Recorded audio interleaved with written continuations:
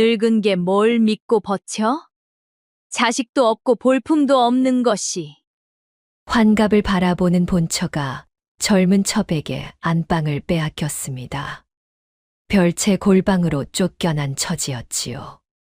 첩은 곧간 열쇠를 잘랑이며 마당에 주저앉은 늙은 부인을 비웃었지요. 그런데 그 부인의 눈빛만은 조금도 흔들리지 않았습니다. 이 늙은 부인이 입 한 번 떼지 않고 모진 세월을 견뎌냈습니다. 거기엔 아무도 모를 까닭이 숨어 있었지요. 구독과 좋아요를 눌러주시고 어디서 듣고 계신지 댓글에 남겨주세요. 그곳으로 행복과 사랑을 가득 담아 보내드리겠습니다. 자, 그럼 오늘도 감동적인 옛날 이야기 지금 바로 시작합니다. 한양에서 그리 멀지 않은 고을이었습니다. 한때 참판을 지낸 채 대감댁이 있었지요. 소슬대문이 높다랗고 곳간이 그득한 큰 집이었지요. 마당은 쓸어도 끝이 보이지 않았습니다. 드나드는 하인만 여나문이 넘었지요. 고을 사람들은 그 집 앞을 지날 때면 절로 목소리를 낮추곤 했지요. 저 댁마님은 인심이 후하기로 소문이 자자하다네. 그러게 말일세. 흉년의 곳간을 열어 굵는 일을 먹이셨다지. 법도가 엄하면서도 아래 것들 정도 깊으시다더군. 고을 사람들이 입을 모아 칭송했습니다. 그 안주인이 바로 윤씨 부인이었지요. 올해 나이 52. 곱던 얼굴엔 주름이 깊게 패었지요. 머리엔 어느새 서리가 내려앉았습니다. 한때는 이 집의 모든 살림을 손끝으로 다스리던 분이었습니다. 곳간 열쇠도 하인들의 끼니도 모두 그분 손을 거쳤지요. 제사의 격식 또한 마찬가지였습니다.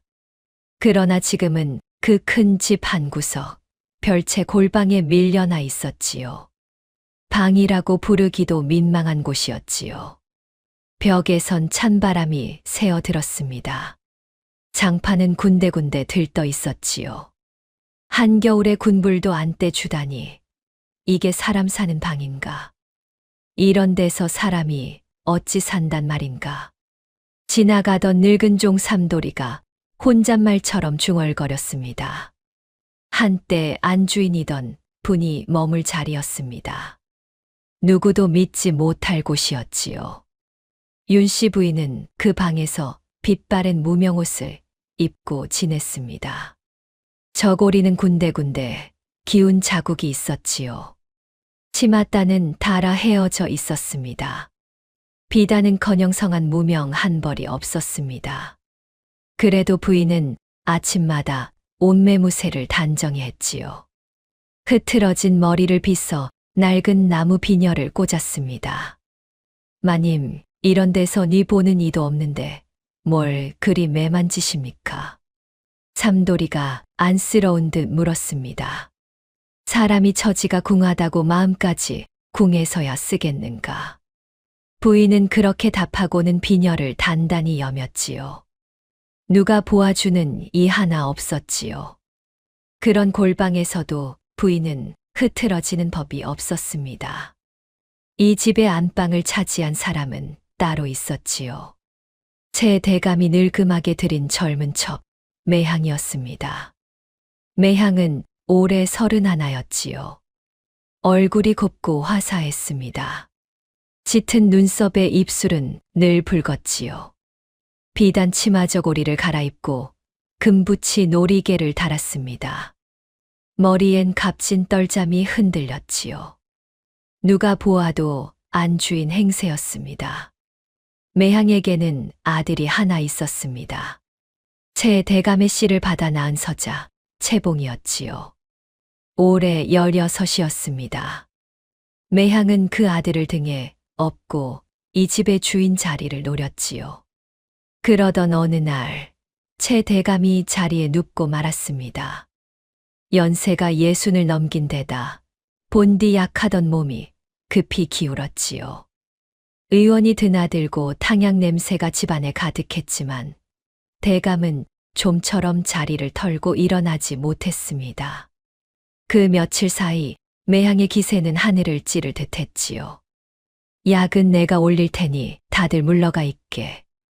매향은 병석을 제 손에 틀어쥐었습니다. 윤 씨 부인은 남편 얼굴조차 마음대로 볼 수 없었지요.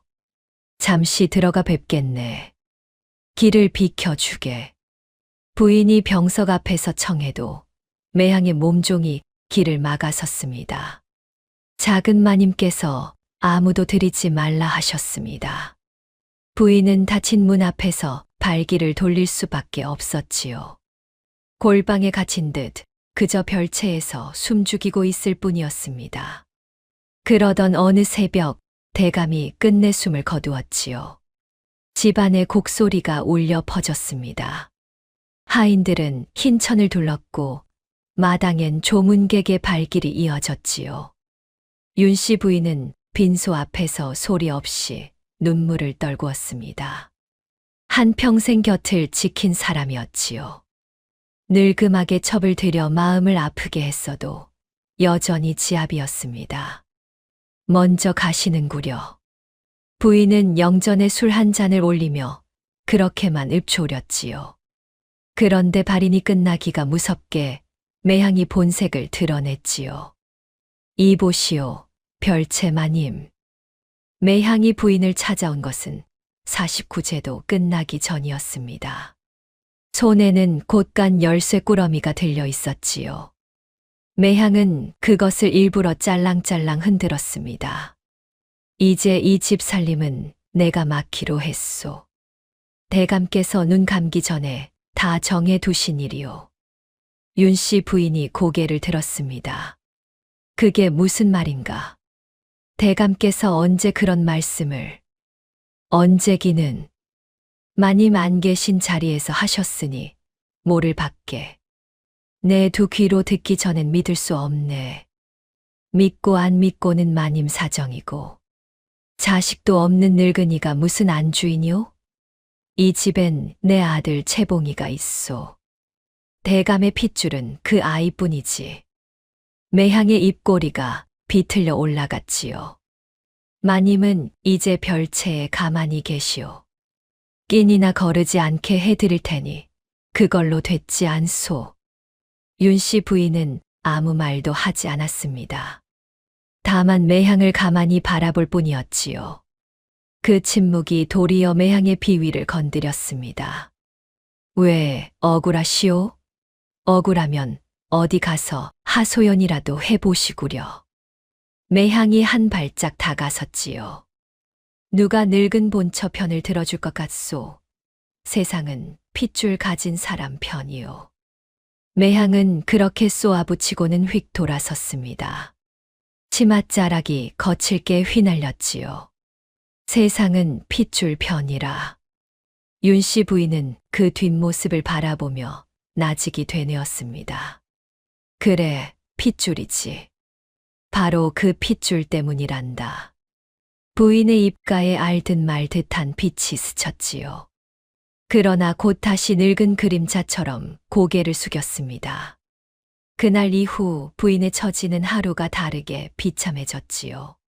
꽃간 열쇠는 진작 매향의 손에 넘어갔습니다.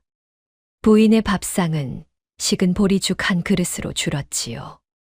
반면 안방에선 매일같이 고깃국 냄새가 풍겼습니다. 채봉의 상에는 기름진 음식이 그득그득 올랐지요. 한 집 살림이건만 별채는 식은 보리죽이고 안방은 기름진 고깃상이었습니다. 마님, 이 죽이라도 어서 드십시오. 소인이 몰래 데워왔습니다. 삼돌이가 죽그릇을 들이밀자 부인은 고맙다는 듯 고개를 끄덕였지요. 매향은 부인이 입던 비단옷마저 빼앗았지요. 이런 좋은 걸 늙은이가 입어 뭐하오? 내 몸종한테나 주는 게 낫지. 그러고는 부인의 옷을 제 몸종에게 던져주었습니다. 부인에게는 다 해진 무명한 벌만 남았지요. 그 옷은 대감께서 혼인 때 지어주신 것일세. 부인이 나지게 말했지만 매향은 들은 척도 하지 않았습니다. 세상에 한때 이 집의 안주인이던 분이 입을 옷이 그것뿐이었지요. 하인들조차 부인을 함부로 대하기 시작했지요. 물 한 그릇만 떠다 주게. 예예, 이따가요. 부르면 늑장을 부리고 청을 해도 못 들은 척했습니다. 매향의 눈치를 보느라 늙은 본처를 거들었다가는 제 밥줄이 끊길까 두려웠던 게지요. 예전 같았으면 어림도 없는 일이야. 쉬즈, 작은 마님 귀에 들어가면 우리만 경친다네. 부엌 어멈들이 등 뒤에서 수군거렸습니다. 그래도 누구 하나 부인의 편을 들지는 못했지요. 그런데 이상한 일이 하나 있었습니다. 이 모든 수모를 겪으면서도 윤 씨 부인은 단 한 번도 소리내어 울지 않았다는 것이지요. 누구를 원망하지도 않았습니다. 그저 묵묵히 견딜 뿐이었지요. 부인의 마음이 어떠했겠습니까? 한평생 지켜온 집에서 하루아침에 종만도 못한 신세가 되었으니 말입니다. 밤이 깊으면 부인은 골방에 홀로 앉았지요. 그러고는 품속에서 무언가를 꺼냈습니다. 낡은 삼배 조각이었지요. 손바닥만 한 천이었습니다. 거기엔 작은 꽃 한 송이가 수놓여 있었지요. 오래되어 빛은 바랬지요. 그래도 한 땀 한 땀 정성 들인 바느질 자국은 또렷했습니다. 부인은 그 천을 두 손으로 감싸 쥐었지요. 그러고는 한참을 가만히 들여다보았습니다.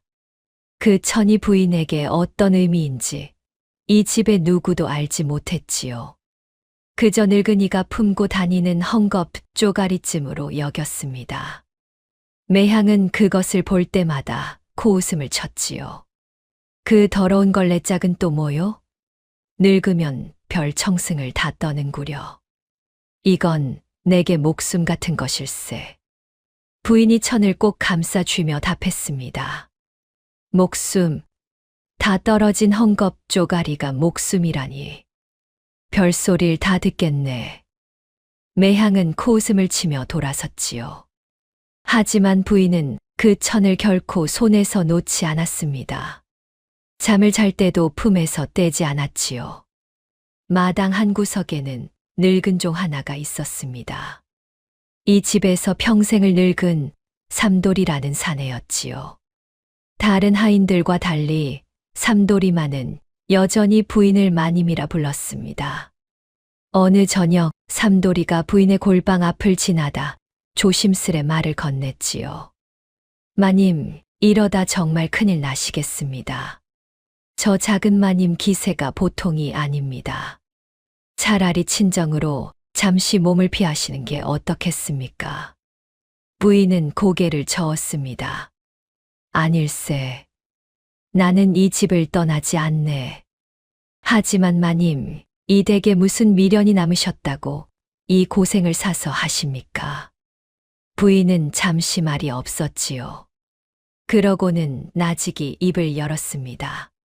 삼돌이, 자네는 어미의 마음을 모르네. 예, 어미라니요. 품을 수 없는 자식일수록 더 멀리서 더 오래 끌어안는 법이라네. 삼돌이는 그 말뜻을 알아듣지 못했지요. 마님께선 자제분이 안 계시지 않습니까? 적자 도련님은 오래전 화제로 그만. 그래, 다들 그리 알고 있지. 예? 그게 무슨. 아닐세. 늙은이 헛소리니 마음 쓰지 말게. 부인은 희미하게 웃고는 더는 말이 없었지요. 삼돌이는 영문을 모른 채 물러갈 수밖에 없었습니다. 그날 밤 부인은 또 그 삼배 조각을 꺼내 들었지요. 창밖으로 차가운 달빛이 비쳐들었습니다. 부인은 천을 쓰다듬으며 아주 오래전 일을 떠올리는 듯했지요. 두 눈에 물기가 어렸습니다. 그러나 부인은 끝내 울지 않았지요. 입술을 깨물고 새어나오려는 울음을 안으로 삼켰습니다. 조금만 더 견디면 된다. 이제 얼마 남지 않았어. 부인은 그렇게 혼잣말을 되뇌었지요. 마치 누군가와 굳게 약속이라도 한 사람처럼 말입니다. 이 늙은 부인의 가슴에 어떤 사연이 묻혔는지 그때까진 아무도 몰랐습니다. 그저 자식 없이 늙어버린 본처라 여겼지요. 가엾고 미련한 늙은이라고 말입니다. 그러나 부인이 모진 세월을 이 악물고 버텼지요. 거기엔 까닭이 있었습니다. 세상 누구도 짐작 못한 까닭이었습니다. 그것은 15년 전 일이었지요. 한 번의 불길에서 시작된 일이었습니다. 때는 15년 전으로 거슬러 올라갑니다. 그 무렵 채 대감댁은 지금과는 사뭇 달랐지요. 윤 씨 부인은 37의 한창 나이였습니다. 곳간엔 곡식이 그득했고 집안엔 웃음이 끊이지 않았지요. 무엇보다 부인에게는 눈에 넣어도 아프지 않을 아들이 하나 있었습니다. 채 대감의 적자 어린 채연이었지요. 그해 4살이었습니다. 어머니, 이것 보세요. 제가 나비를 잡았어요. 아이고, 우리 현이가 나비를 다 잡았구나. 어머니, 오늘은 호랑이 이야기 해주세요. 오냐오냐, 우리 아들이 원하는 건 뭐든 해주마. 채현은 영민하고 정이 깊은 아이였습니다. 마당을 아장아장 뛰어다니며 나비를 쫓았지요. 어미 품에 안겨 옛 이야기를 조르기도 했습니다. 부인은 그 아이를 보는 것만으로 세상을 다 가진 듯 했지요. 우리 현이가 최고로구나. 어디 어미가 한번 안아보자. 부인은 아이를 번쩍 안아 올렸지요. 아이의 까르르 웃는 소리가 마당 가득 울려 퍼졌습니다. 그것이 부인에게는 가장 큰 복이었지요. 그런데 그 무렵 채 대감이 젊은 여인 하나를 집에 들였습니다. 바로 매향이었지요. 그때 매향은 갓 16이었습니다. 대감마님, 소첩이 정성을 다해 모시겠습니다. 오냐, 큰마님을 잘 받들도록 해라. 여부가 있겠습니까? 큰마님, 부족한 소첩을 잘 거두어 주십시오. 매향은 처음엔 고분고분했습니다. 부인 앞에서도 깍듯이 고개를 숙였지요. 그러나 부인은 어딘지 그 여인이 꺼림칙했습니다. 마님, 저 아이 눈빛이 어딘가 예사롭지 않습니다. 곁에 곱다니가 나직이 아래였지요. 나도 그리 느꼈다. 허나 대감께서 아끼시는 사람을 함부로 말할 수야 있겠느냐. 부인은 그 꺼림칙함을 차마 입 밖에 내지 못했습니다. 매향이 들어온 지 얼마 지나지 않아 집안에 자주 드나드는 사람이 하나 있었습니다. 채 대감의 먼 친척 문중 어른 채만식이었지요. 나이는 42. 점잖은 도포의 갓을 쓰고 늘 위엄 있는 척 굴었습니다. 허허, 대감. 자제분이 참으로 총명하구려. 이댁 복덩이가 따로 없소이다. 과찬이시오, 어른. 아니외다. 저 아이가 장차 이 가문을 크게 일으킬 것이오. 채만식은 겉으로는 채연을 귀해하는 척했지요. 하지만 그 속내는 달랐습니다. 채 대감에게 자식이라곤 적자 채연 하나뿐이었지요. 만일 그 아이만 없다면 그 막대한 재산이 어디로 가겠습니까? 이 댁에 적자만 없으면 내 아이가 다 차지할 것을. 매향은 재부른 대를 쓸며 그렇게 중얼거렸지요. 그 무렵 매향은 채 대감의 아이를 가진 몸이었습니다. 채만식과 매향 두 사람은 같은 셈을 하고 있었던 것이지요. 두 사람의 욕심이 만나는 데는 오랜 시간이 걸리지 않았습니다. 어른, 저 적자만 없으면 이 집 재산은 다 우리 것입니다. 매향이 은밀히 속삭였지요. 채만식에 가는 눈이 번뜩였습니다. 쉿. 누가 듣겠네. 들을 사람 없습니다. 어른도 아시지 않습니까? 적자 하나 때문에 우리 몫이 없다는 걸. 허나 자네 말이 영 틀린 것도 아니지. 사고라면 누가 의심하겠나. 바로 그겁니다. 감쪽 같은 사고면 됩니다. 두 사람은 그렇게 무서운 음모를 꾸미기 시작했습니다. 어린 채연을 없애기로 한 것이지요. 그것도 사고로 위장해서 말입니다. 그러던 어느 늦은 밤이었습니다.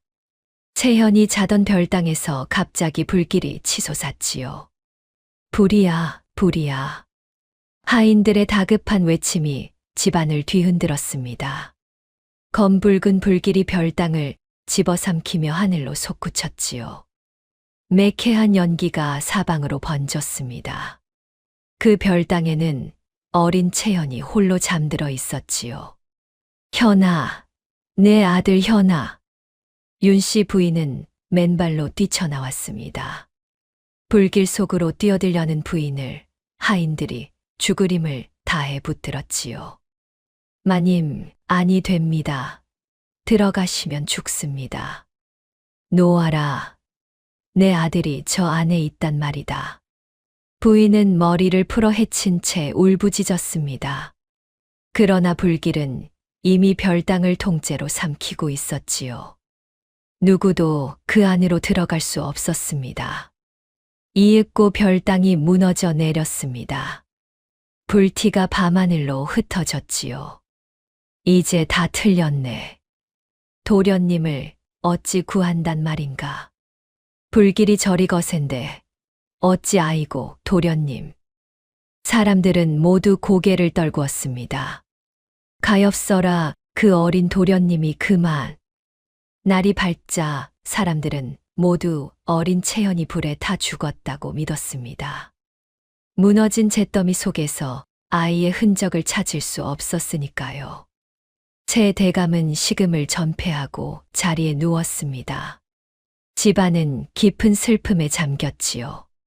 그런데 말입니다. 사람들이 모르는 일이 하나 있었습니다. 그 불길 속에서 어린 채연은 죽지 않았던 것입니다. 어떻게 된 일이었을까요? 그날 밤 윤씨 부인은 잠을 이루지 못하고 있었습니다. 며칠 전부터 마음이 자꾸 어수선했던 까닭이지요. 그래서 별당의 아들을 한 번 더 보러 가던 길이었습니다. 그때 부인은 우연히 보고 말았습니다. 매향과 채만식이 어둠 속에서 수군대는 모습을요. 오늘 밤일세 자네 아이가 잠들면 별당의 불을. 부인은 등골이 오싹했습니다. 순간 모든 것을 알아챘지요. 저들이 제 아들을 노린다는 것을 말입니다. 안 된다. 내 아들을 살려야 한다. 부인은 누구보다 먼저 별당으로 달려갔습니다. 그러고는 곤히 잠든 아이를 둘러엎었지요. 그 순간 화로가 엎어지며 불길이 일었습니다. 아이의 왼쪽 어깨에 불티가 튀어 화상을 입었지요. 현아, 정신 차려라. 어미다. 어미가 왔다. 아이는 연기에 정신을 잃어갔습니다. 부인은 그 아이를 꼭 안고 뒷담을 넘었지요. 그곳에는 부인이 가장 믿는 사람이 기다리고 있었지요. 바로 부인의 옛 유모, 곱단이었습니다. 마님, 어서 이리 주세요. 제가 데리고 가겠습니다. 곱단아, 이 어미가 이 길밖에 없는 게냐. 마님, 지금 망설이시면 도련님이 정말 죽습니다. 어서요. 곱단이는 미리 짜둔 대로 아이를 받아 안았지요. 부인은 떨리는 손으로 아이의 얼굴을 한 번 쓰다듬었습니다. 곱단아, 이 아이를 부탁한다. 아무도 모를 먼 곳으로 데려가다오. 부인은 품에서 작은 쉼표 하나를 꺼냈습니다. 채 대감이 적자가 태어나던 날, 가문의 쉼표를 둘러 쪽의 부부가 나눠 가진 것이었지요. 한쪽은 부인이 간직하고 나머지는 어린 채연에게 채워둔 터였습니다. 부인은 그 반쪽을 아이의 옷섭에 단단히 메어 주었지요. 이 신표가 언젠가 내 신원을 밝혀줄 게다. 곱다나, 이것만은 무슨 일이 있어도 잃지 마라. 염려 마세요, 마님. 이 늙은 것이 목숨을 걸고 지키겠습니다. 부인의 두 눈에서 눈물이 쏟아졌습니다. 살아있는 아들을 제 손으로 떠나보내야 하는 마음이었지요. 그러나 부인은 알고 있었습니다. 이 아이가 살았다는 것이 알려지면 저들이 기어이 다시 찾아내 죽이리라는 것을요. 세상은 이 아이가 죽은 줄로 알아야 한다. 그래야 산다. 부인은 이를 악물었습니다. 그러고는 곱다니의 등에 업힌 아들을 마지막으로 바라보았지요. 어둠 속으로 멀어지는 그 작은 등을 부인은 가슴에 새기고 또 새겼습니다. 곱다니가 아이를 데리고 사라진 뒤 부인은 다시 집으로 돌아왔습니다. 내 아들, 내 불쌍한 아들이 저 안에서 타 죽었구나. 부인은 불타는 별당 앞에서 미친 듯이 울부짖었지요. 누구보다 슬프게 통곡했습니다. 그 통곡은 거짓이 아니었습니다. 살아있어도 곁에 둘 수 없는 아들이었으니 그것은 또 다른 죽음이었지요. 그날 이후 부인의 삶은 완전히 달라졌습니다. 부인은 일부러 넋이 나간 사람처럼 행세했지요. 자식을 잃은 충격에 정신을 놓은 가엾은 어미. 사람들은 모두 그렇게 여겼습니다. 마님이 도련님을 잃고 그만 실성하셨다네. 쯧쯧 가엾기도 하지. 그 좋던 분이 이제 안방도 작은 마님 차지가 되겠구먼. 부인은 그 말들을 들으면서도 아무렇지 않은 척했습니다. 그래, 다들 나를 실성한 늙은이로 알아다오. 그래야 내 아들이 산다. 도리어 잘된 일이라 여겼지요. 사람들이 자신을 무력한 늙은이로 볼수록 저들의 경계가 풀릴 테니까요. 매향과 채만식도 그렇게 믿었습니다. 본처가 완전히 무너졌다고 말입니다. 자식 잃고 넋이 나갔으니 이제 거칠 것이 없겠군요. 그러게 말일세. 일이 쉽게 풀릴 줄이야. 이제 이 집은 머지않아 우리 손에 들어옵니다. 어른. 매향은 회심의 미소를 지었지요. 그 무렵 매향은 아들 채봉을 낳았습니다. 이제 집안에 남은 핏줄은 그 서자뿐이었지요. 매향과 채만식의 계획은 착착 들어맞는 듯 했습니다. 하지만 그들은 꿈에도 몰랐습니다. 윤씨 부인이 결코 넋이 나간 것이 아니라는 사실을요. 부인은 그 누구보다 또렷한 정신으로 그날의 진실을 한 조각씩 가슴에 새기고 있었습니다. 언젠가 반드시 밝히리라. 내 아들을 죽이려 한 저들의 죄를. 부인은 밤마다 그렇게 다짐했지요. 현아, 어디서든 부디 무사히만 자라다오. 어미는 그것이면 된다. 보고 싶구나. 한 번만이라도 그 얼굴을 보고 싶구나. 허나 보러 가는 그 길이 곧 너를 죽이는 길이니 어찌 가겠느냐. 멀리 보낸 아들이 무사하기만을 부인은 빌고 또 빌었습니다. 곱다니는 약속을 지켰습니다. 어린 채연을 데리고 멀리 시골로 내려갔지요. 우리 현이 오늘부터 이 할미가 엄이다. 알겠지? 응, 할머니. 곱다니는 그 아이를 제 친자식인 양정성으로 키웠습니다. 그러면서 1년에 한 번 인편으로 짧은 소식을 전해왔습니다. 도련님이 무사히 자라고 있습니다. 이가 다 났습니다. 이듬해엔 또 이런 전갈이 왔지요. 도련님이 그를 깨쳤습니다. 어찌나 영민한지 모릅니다. 그 짧은 한 줄이 부인이 받는 아들 소식의 전부였습니다. 부인은 그 전갈을 받을 때마다 남몰래 폐물을 하나씩 팔았지요. 그 돈을 인편에 실어 곱다니에게 보냈습니다. 이 돈으로 그 아이 글 가르칠 스승값에 보태다오. 부디 굶기지만 말아다오. 곱단이도 인편으로 답을 보내왔지요. 염려 마세요, 마님. 도련님은 잘 먹고 잘 자랍니다. 정작 부인 자신은 식은 죽으로 끼니를 때웠지요. 허나 아들이 잘한다는 소식이면 그까지 배고픔쯤은 아무것도 아니었습니다. 부인은 그 전가를 받을 때마다 골방에서 홀로 입을 틀어막고 울었지요. 보고 싶어도 볼 수 없는 아들이었으니까요. 어째서 부인은 한 번도 아들을 보러 가지 못했을까요?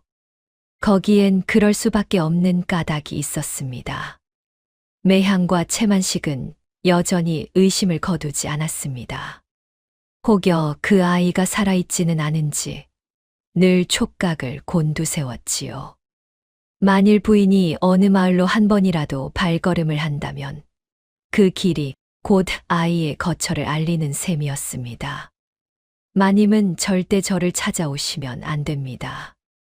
곱단이가 떠나기 전 신신당부한 말이었지요. 마님이 한 번이라도 오시면 그날로 도련님은 끝입니다. 그러니 15년이 흐르고 또 흘러도 절대 오지 마세요.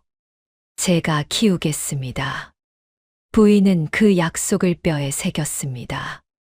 그래서 보고 싶은 마음을 누르고 또 눌렀지요. 그리움이 사무칠수록 부인은 더욱 멀리서 아들을 끌어안았습니다.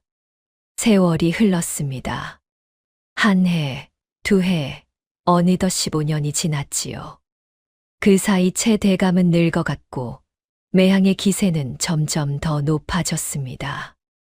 그리고 마침내 채 대감이 세상을 떠나면서 모든 것이 다시 움직이기 시작했습니다. 골방에 숨죽이고 있던 윤씨 부인의 15년 세월이 이제 그 끝을 향해 가고 있었던 것이지요. 채 대감의 장례가 끝나자 매향은 한시도 지체하지 않았습니다. 곧장 문중 어른 채만식을 불러들였지요. 어른, 이제 일을 마무리 지어야지요. 우리 채봉이를 적장자로 올려주십시오. 그래야지. 대감의 핏줄이라곤 그 아이뿐이니 당연한 일이네.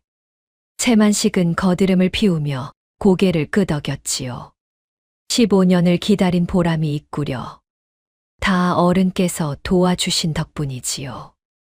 두 사람의 오랜 셈이 이제야 결실을 맺는 순간이었습니다. 며칠 뒤 문중 어른들이 채 대감 댁에 모였습니다. 서자 채봉을 적장자로 세우는 일 때문이었지요. 그 일을 의논하기 위함이었습니다. 채만식이 좌중을 둘러보며 입을 열었습니다. 여러분도 아시다시피 이 댁 적자는 15년 전에 그만 화를 입었소이다. 이제 대감의 핏줄은 채봉이뿐이니 그 아이를 적장자로 올리는 것이 마땅하오. 문중 어른들은 서로 눈치를 보았지요. 한 노인이 조심스레 입을 열었습니다. 허나 본처 윤씨 부인이 엄연히 살아 계신데 그래도 되겠소이까. 그 말에 매향이 발끈했습니다. 그 늙은이는 자식 잃고 실성한 지 오래입니다.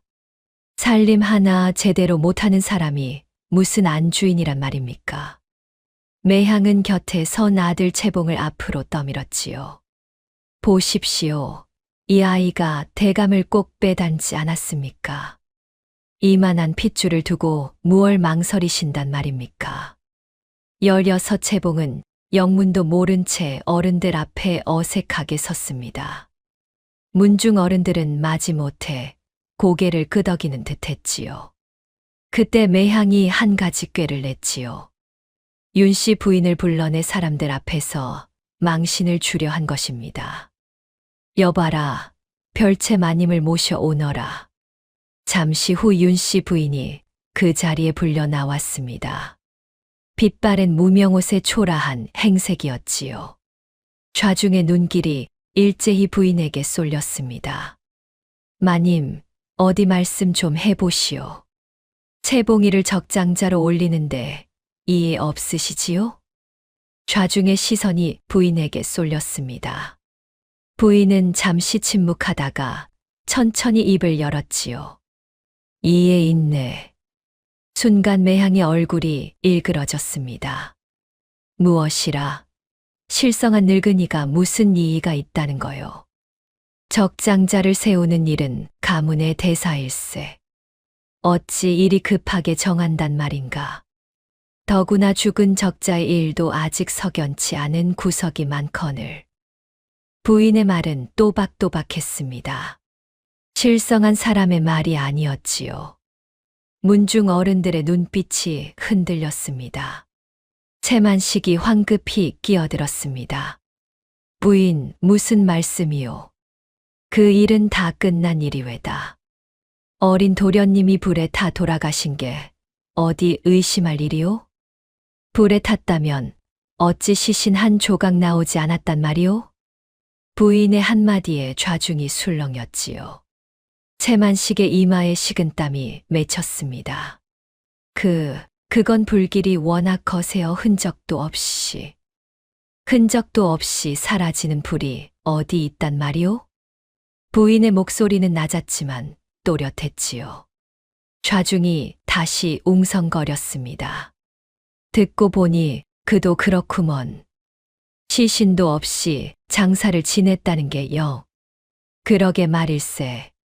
그때도 어딘가 석연치 않았어. 문중 어른들이 수군대기 시작하자 매향의 낯빛이 새파래졌지요. 일이 엉뚱한 대로 흘러가고 있었습니다.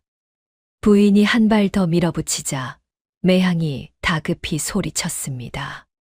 그만, 실성한 늙은이의 헛소리에 무얼 그리 귀를 기울이십니까?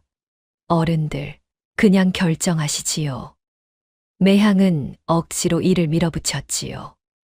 결국 그날의 모임은 흐지부지 끝나고 말았습니다. 하지만 문중 어른들의 마음 한구석엔 작은 의심이 싹 텄습니다. 그날 밤 매향은 분을 참지 못하고 부인의 골방으로 쳐들어왔지요. 이 늙은이가 오늘 사람들 앞에서 무슨 수작을 부린 거요? 수작이라니. 나는 사실을 말했을 뿐이네. 사실, 실성한 척하더니 멀쩡히 말은 잘하는구려. 앞으로 한 번만 더 입을 함부로 놀리면 그땐 별채에서 쫓아내 버릴 테니 그리 아시오. 매향은 으름장을 놓고 돌아갔지요. 부인은 그 뒷모습을 차분히 바라보았습니다. 그러고는 나직이 중얼거렸습니다. 드디어 때가 오는구나. 부인은 알고 있었지요. 채 대감이 죽은 지금이야말로 그 순간이었지요. 15년을 기다려 온 바로 그때였습니다. 이제 진실을 밝힐 때가 다가오고 있었지요. 그러나 마음은 무거웠습니다. 섣불리 나섰다가는 오히려 이를 그르칠 수 있었으니까요. 부인은 골방에 홀로 앉아 깊은 고민에 빠졌습니다. 증거가 있어야 한다. 저들이 빠져나갈 수 없는 확실한 증거가. 그때 늙은 종 삼돌이가 조심스레 골방을 찾아왔습니다. 마님, 괜찮으십니까? 작은 마님 기세가 영 험악하던데요. 마님, 부디 옥체 보전하십시오. 소인이 늘 곁을 지키겠습니다. 고맙네, 삼돌아. 실은 자네에게 부탁할 일이 하나 있네. 무엇이든 말씀하십시오, 마님. 부인은 잠시 망설이다가 입을 열었습니다. 15년 전 별땅에 불이 나던 그날 밤 말일세. 그날 집을 드나들던 사람들을 기억하는가? 삼돌이는 고개를 갸웃했지요. 글쎄요, 워낙 오래된 일이라. 다만 그 무렵 작은 마님과 채만식 어른이 자주 어울려 다닌 건 기억합니다. 그리고? 그러고 보니 그날 밤 청지기가 별당 근처를 어슬렁거리는 걸 본 것도 같습니다. 평소엔 얼씬도 않던 자가 말입니다. 부인의 눈이 번뜩였지요. 청지기라 그 자가 아직 이 집에 있는가? 예, 지금은 곳간지기로 있습니다. 부인은 무언가 실마리를 잡은 듯 했습니다. 그자가 직접 불을 질렀다며 15년 전 그 밤 손에 불을 댄 자가 누구인지 그 하수인을 찾으면 음모의 전모를 밝힐 수 있을 터였습니다. 삼돌아, 이 일은 누구에게도 발설해선 안 되네. 알겠는가? 여부가 있겠습니까, 마님? 소인은 죽어도 입을 다물겠습니다. 삼돌이는 굳게 약속하고 물러갔습니다. 부인은 곰곰이 생각을 가다듬었지요.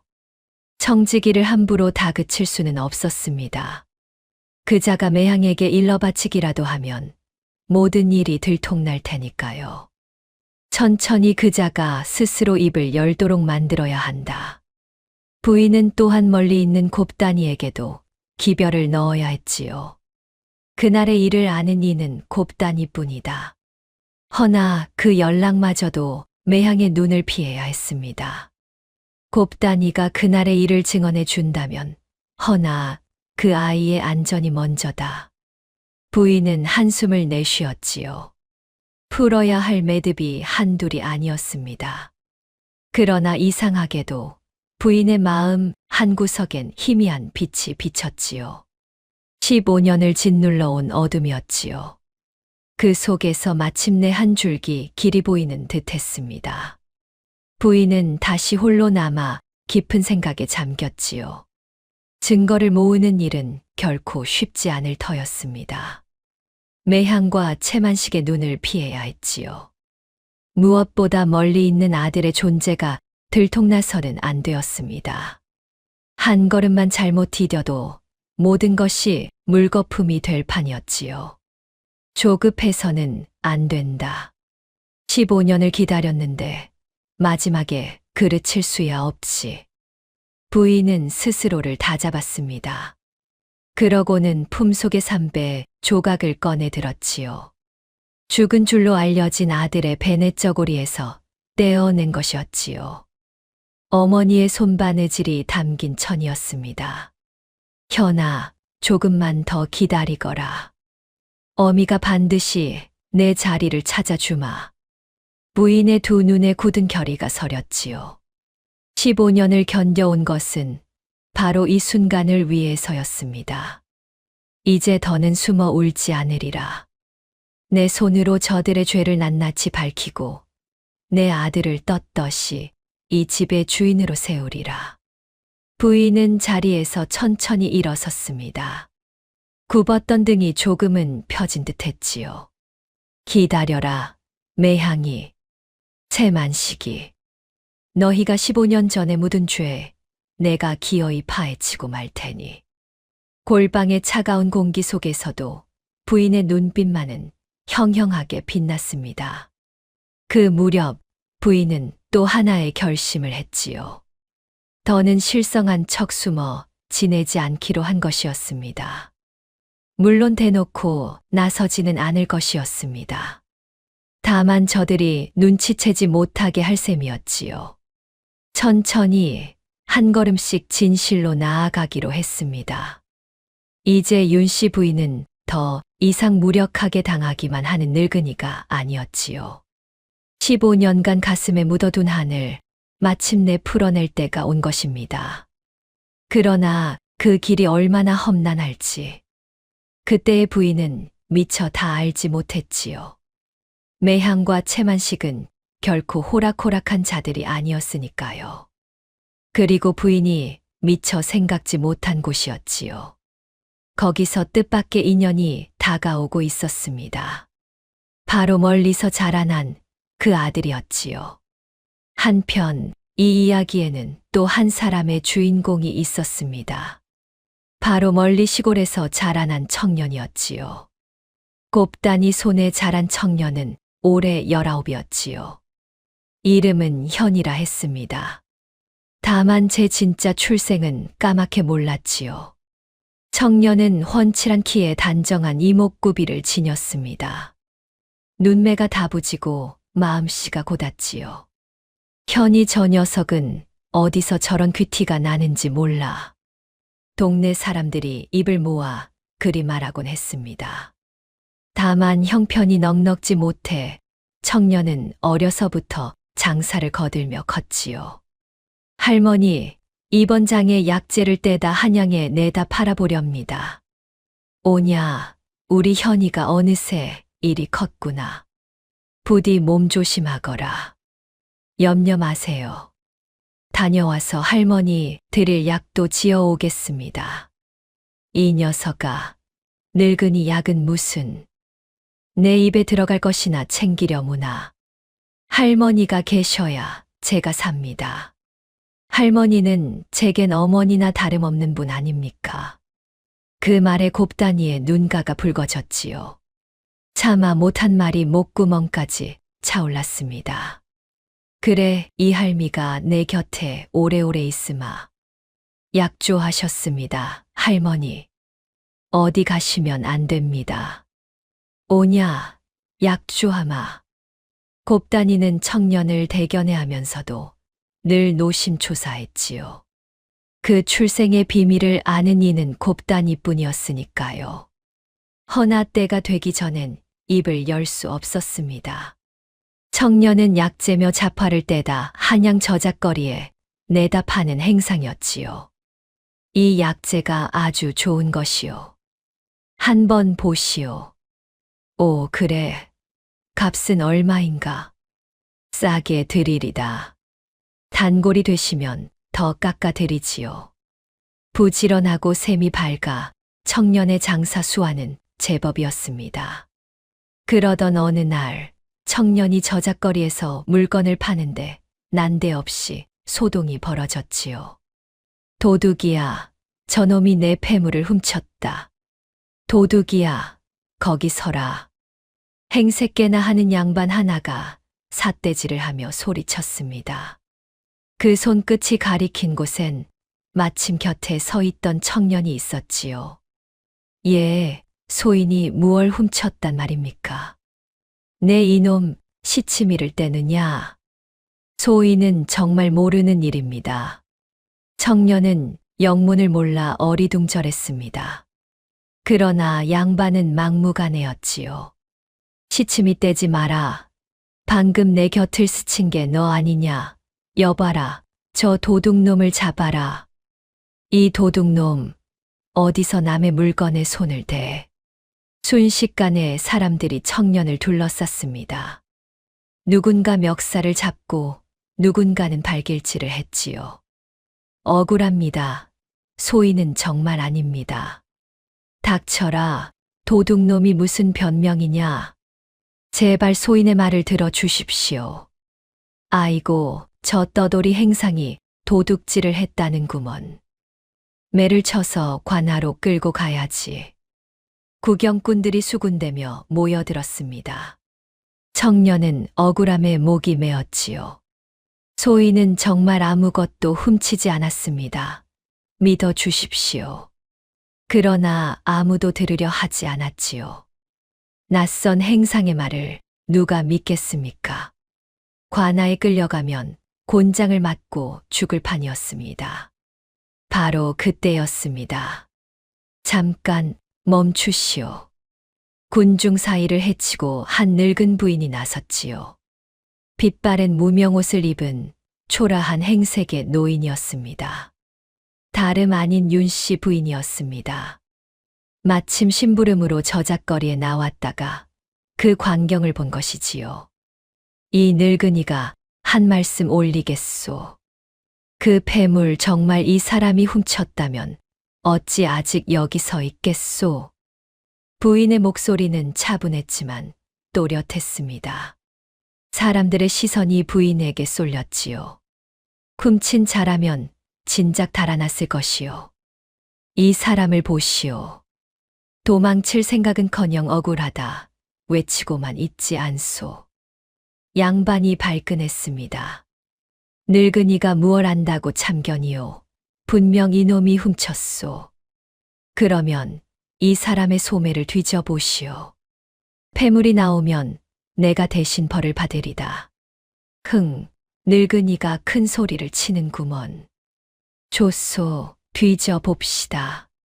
뒤져서 안 나오면 나리께서는 어찌하시겠소?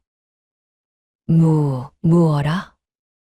애꿎은 사람을 도둑으로 몬 죄 나리께서 지셔야 하지 않겠소? 부인의 단호한 말에 양반의 기세가 한풀 꺾였지요. 사람들이 청년의 보찜과 소매를 뒤졌습니다. 그러나 폐물은 어디에도 없었지요. 없는데. 정말 아무것도 없구먼. 그제야 사람들이 술렁였습니다. 부인은 군중을 천천히 둘러보았지요. 그러고는 저만치 슬그머니 자리를 뜨려는 한 사내를 가리켰지요. 저기, 저 사내를 보시오.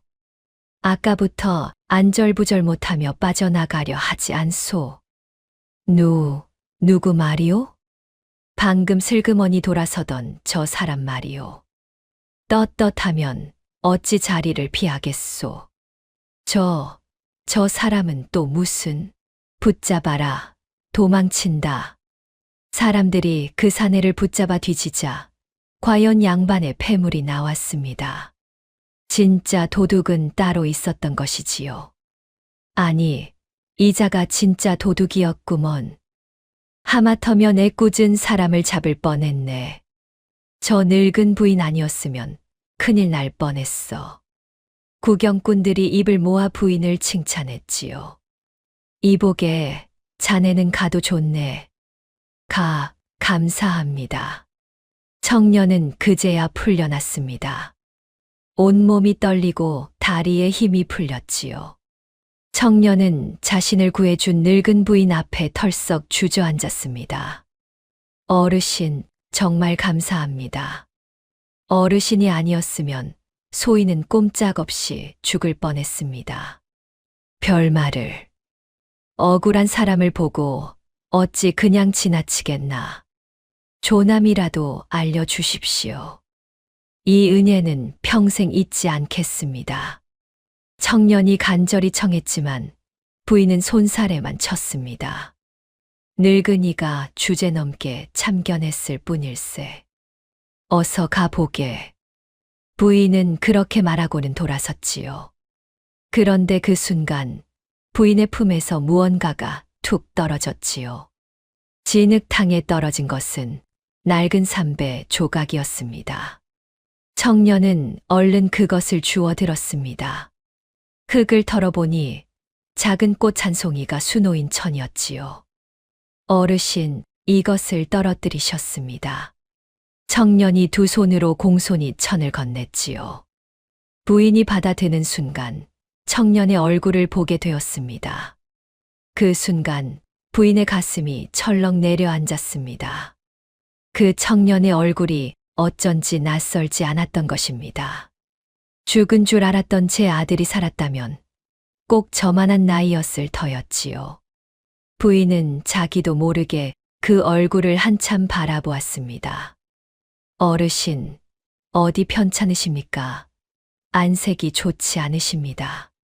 청년이 걱정스레 묻자 부인은 정신을 차렸습니다. 아닐세. 그저 자네가 내 옛사람을 닮아서 그러네. 옛사람이라니요. 아닐세. 늙은이의 부질없는 생각이니 마음 쓰지 말게. 부인은 떨리는 손으로 삼배 조각을 받아 가슴에 꼭 품었지요. 청년 또한 그 늙은 부인에게서 묘한 끌림을 느꼈습니다. 어쩐지 그냥 지나칠 수 없는 따뜻한 무언가가 있었지요. 어르신, 부디 강령하십시오. 소인, 이 은혜 잊지 않겠습니다. 그래, 어디 가서든 몸 성이 잘 살게나. 어르신 같은 분을 또 뵐 수 있을지요.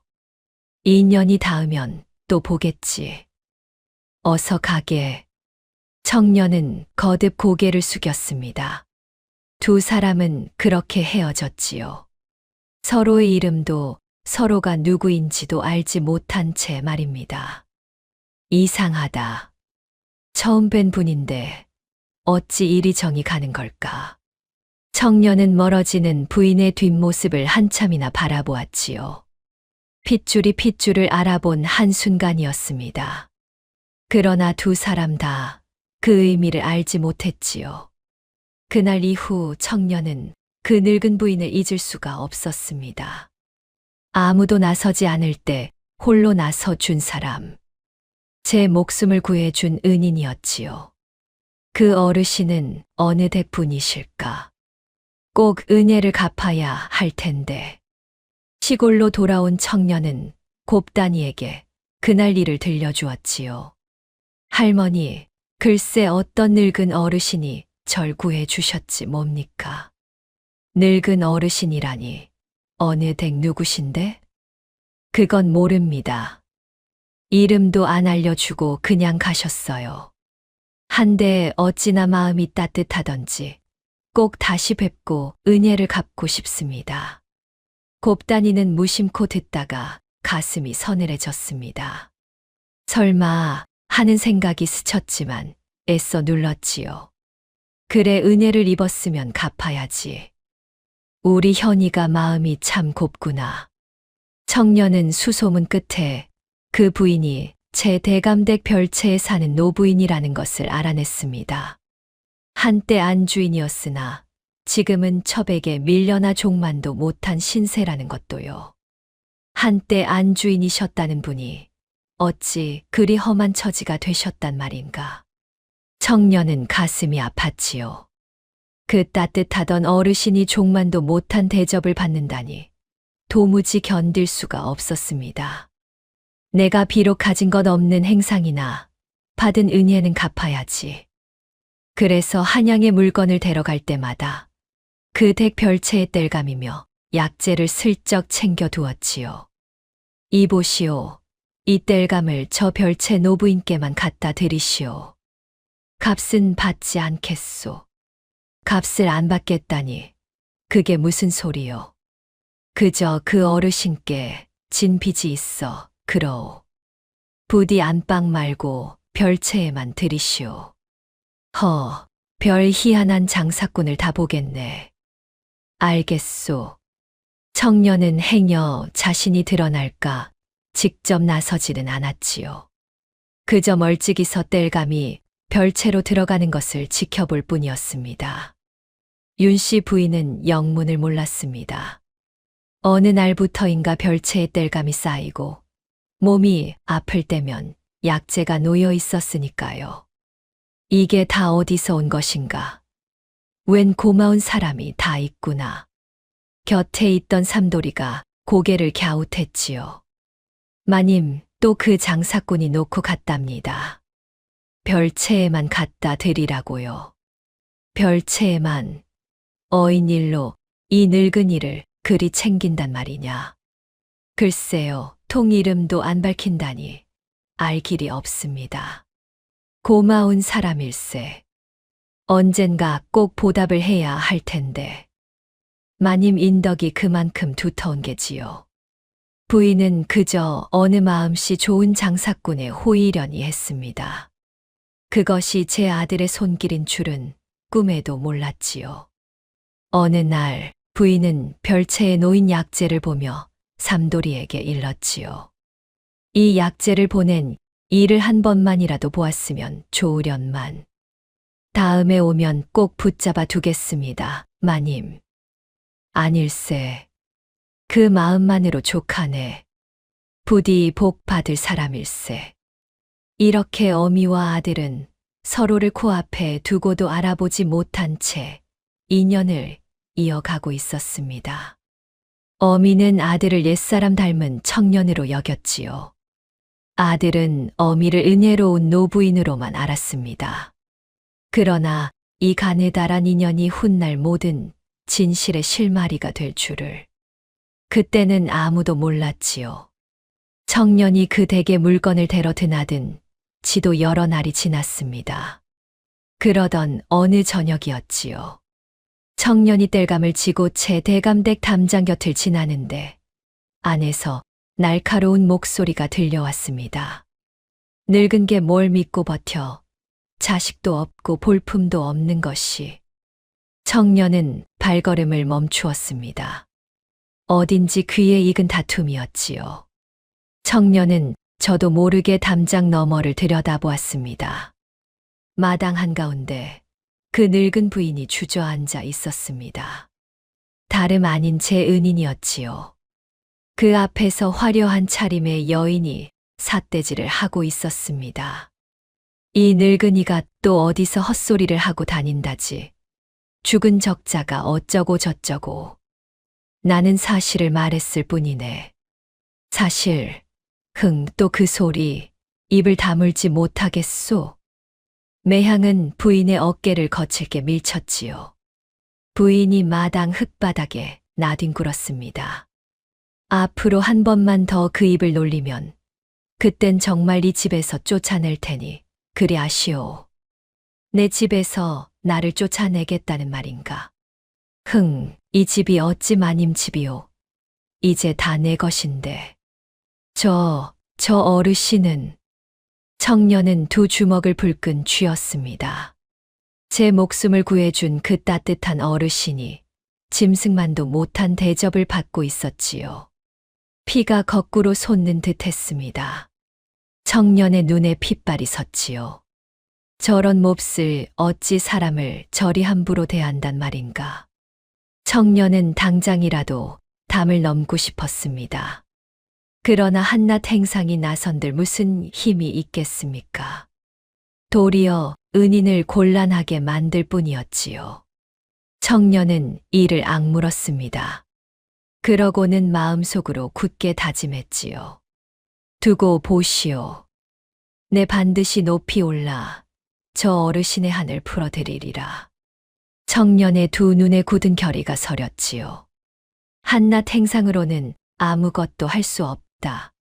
내 기어이 입신하여 저 모진 여인이 무릎 꿇고 비는 날을 만들고 말겠소. 그날부터 청년은 마음을 다잡았습니다. 장사에 더욱 힘쓰는 한편 틈틈이 글을 읽고 세상 이치를 익혔지요. 약재를 다루며 익힌 의술도 차곡차곡 쌓아갔습니다. 언젠가 반드시 쓸 날이 올 것이다. 시골로 돌아온 청년에게 곱다니가 물었지요. 현아, 요즘 어찌 그리 책을 끼고 사느냐? 할머니, 저도 언젠가 큰 사람이 되고 싶습니다. 억울한 일을 돕는 그런 사람이요. 그래, 우리 현이라면 능히 그리 될 게다. 청년은 끓어오르는 분을 삼키며 뜻을 키웠습니다. 그날의 광경은 청년의 가슴에 깊이 새겨졌지요. 자신이 그 부인의 아들인 줄은 꿈에도 모른 채 말입니다. 한편 집 안에서는 매향의 횡포가 날로 심해지고 있었습니다. 어느 날 최대감 댁에 손님들이 찾아왔습니다. 인근 고을의 양반 부인들이었지요. 매향은 안방에 손님들을 불러 모아 거하게 다과를 차렸습니다. 어서들 오세요. 변변치 않지만 차나 한 잔 드시고 가세요. 매향은 안주인 행세를 하며 거드름을 피웠지요. 그러다 문득 못된 신부가 발동했습니다. 윤씨 부인을 불러내 사람들 앞에서 망신을 줄 셈이었지요. 여봐라, 별채 마님더러 차를 좀 내오라 해라. 잠시 후 윤씨 부인이 찻상을 받쳐 들고 들어왔습니다. 빛바랜 무명옷에 굽은 등, 누가 보아도 늙은 하녀의 모습이었지요. 부인은 손님들 앞에 공손히 차를 따랐습니다. 그러자 매향이 깔깔 웃으며 손님들에게 말했지요. 호호, 이 사람으로 말할 것 같으면 우리 집 늙은 찬모랍니다. 차 하나는 기막히게 잘 끓이지요. 여봐라, 손님들께 차를 올리지 않고 무얼 하느냐. 예. 부인은 나직이 답하고는 손님들께 차를 올렸지요. 손님들이 어리둥절한 표정을 지었습니다. 그중 한 부인이 조심스레 물었지요. 찬모라니요. 저분이 본디 이댁 안주인이 아니셨던가요? 맞아요. 윤씨 부인 아니십니까? 인심후하기로 소문난. 어머, 그 어진 분이 어쩌다. 손님들이 수군대자 매향의 얼굴이 살짝 굳었습니다. 그러나 이내 능청스레 둘러댔지요. 아이고, 그건 옛말이고요. 자식 잃고 실성한 지 오래라 이젠 참모 노릇이나 하며 지낸답니다. 가엾지요. 저런 안 되셨네요. 실성을 하셨다니, 쯧쯧. 손님들이 고개를 절레절레 저었지요. 부인은 그 모진 말을 들으면서도 묵묵히 차만 따랐습니다. 손님들 앞에서 한마디 대꾸도 하지 않았지요. 그저 조용히 찻상을 물리고 돌아설 뿐이었습니다. 그러나 별채로 돌아가는 길, 아무도 보지 않는 곳에서 부인은 잠시 걸음을 멈추었습니다. 그러고는 두 주먹을 꽉 쥐었지요. 어금니를 악물며 새어나오려는 분을 안으로 삼켰습니다. 참자 여기서 무너지면 안 된다. 다 와 간다. 부인은 그렇게 자신을 다독였습니다. 현아, 어미가 이 수모를 견디는 것은 다 너를 위함이다. 조금만 더 기다려 다오. 굴욕 하나하나가 멀리 있는 아들을 지키는 길이라 여겼지요. 지금 대들어 정신이 멀쩡함을 들키면 저들이 다시 옛일을 캐기 시작할 테니까요. 그날 밤 부인은 드디어 움직이기 시작했습니다. 곳간지기로 있는 청지기. 15년 전 그 밤 별당 근처를 어슬렁거렸다는 바로 그 사내였지요. 부인은 그자가 음모의 하수인일 거라 짐작하고 있었습니다. 부인은 삼돌이를 시켜 청지기의 동태를 살피게 했지요. 삼돌아, 그자가 요즘 어찌 지내는지 좀 살펴다오. 예, 마님. 한데 무슨 까닭이신지요? 그건 차차 말해줌세. 그저 그자의 일거수일투족을 눈여겨봐 다오. 며칠을 지켜본 끝에 삼돌이가 한 가지 사실을 알아냈습니다. 마님, 그 청지기 놈이 밤마다 술독에 빠져 산답니다. 무슨 괴로운 일이라도 있는지요? 삼돌이의 말에 부인의 눈이 빛났습니다. 괴로운 일이라 그래, 죄지은 자의 마음이 어디 편하겠느냐. 마님, 설마 그자가 무슨 큰 죄라도. 자네는 더 알 것 없네. 그저 입단속만 단단히 해다오. 부인은 직접 청지기를 찾아가기로 했지요. 물론 다그치려는 것은 아니었습니다. 그자의 마음을 흔들어 스스로 입을 열게 할 셈이었습니다. 어느 밤 부인은 술에 취해 있는 청지기를 조용히 찾아갔지요. 자네, 요즘 마음이 많이 무거운 모양일세. 청지기는 흠칫 놀랐지요. 늙은 부인이 제 앞에 서 있었으니까요. 마님께서 어인 일로 15년이면 긴 세월이지. 그동안 가슴에 묻어둔 게 많지 않은가. 마님께서 무얼 아신다고. 부인의 말에 청지기의 손이 떨렸습니다. 술잔을 쥔 손이었지요. 청지기는 애써 시선을 피했습니다. 무슨 말씀이신지 소이는 모르겠습니다. 정녕 모르는가. 15년 전 그 밤의 일을 말일세. 그건. 그래, 허나 사람이란 죄를 지으면 그 죄가 평생 따라다니는 법일세. 자네 얼굴에 그 그림자가 보이는구먼. 소이는 아무 죄도 없습니다. 죄가 없다면 어찌 그리 손을 떠는가? 어찌 밤마다 술로 잊으려 하는가? 마님, 제발 그만하십시오. 청지기는 아무 말도 잊지 못했습니다. 그저 술잔만 거푸 비울 뿐이었지요. 그러나 부인은 보았습니다. 그자의 눈가에 어린 깊은 죄책감을요. 언젠가 그 짐을 내려놓고 싶거든 나를 찾아오게. 내가 들어줌세. 마님. 부인은 그 말만 남기고 돌아섰습니다. 청지기는 떨리는 손으로 얼굴을 감쌌지요. 부인의 말이 그자의 가슴을 후벼 팠던 것입니다. 며칠 뒤 놀라운 일이 벌어졌습니다. 청지기가 한밤중에 부인의 골방을 찾아온 것이지요. 마님 소인이 더는 견딜 수가 없습니다. 기어이 왔는가? 어서 들어오게. 마님께서 하신 말씀이 밤낮으로 귓가에 맴돌아 도무지 잠을 이룰 수가 없었습니다. 청지기는 부인 앞에 무릎을 꿇었습니다. 그러고는 눈물을 쏟으며 입을 열었지요.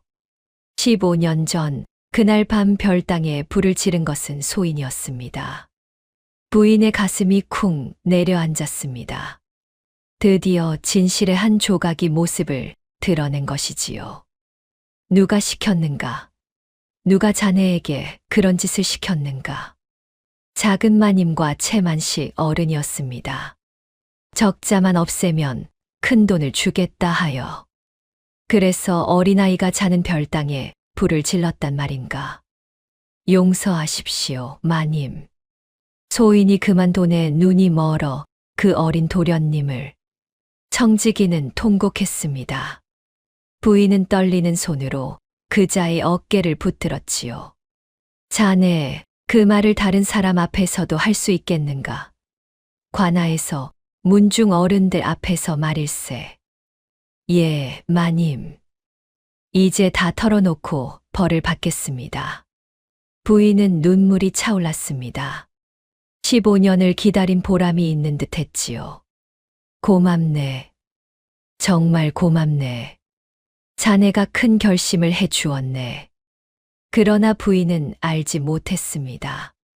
청지기가 골방을 드나드는 것을 매향의 몸종이 멀리서 지켜보고 있었다는 것을요.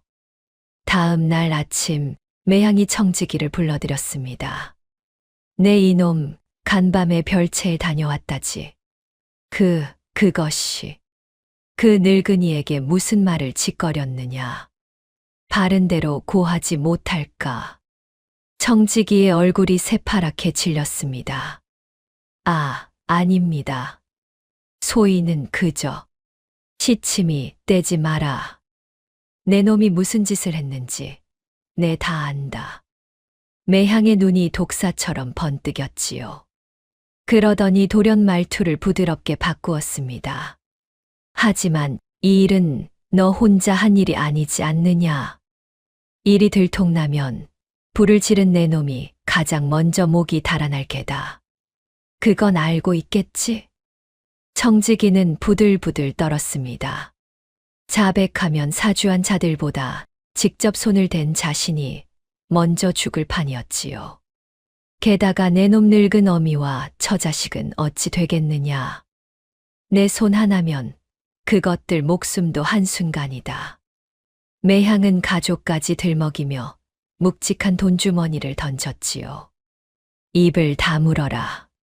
그러면 이 돈에 더해 내 식솔들 평생 먹고 살 길을 열어주마. 허나 그 늙은이 편에 서면 내 놈과 내 식솔은 그날로 끝이다.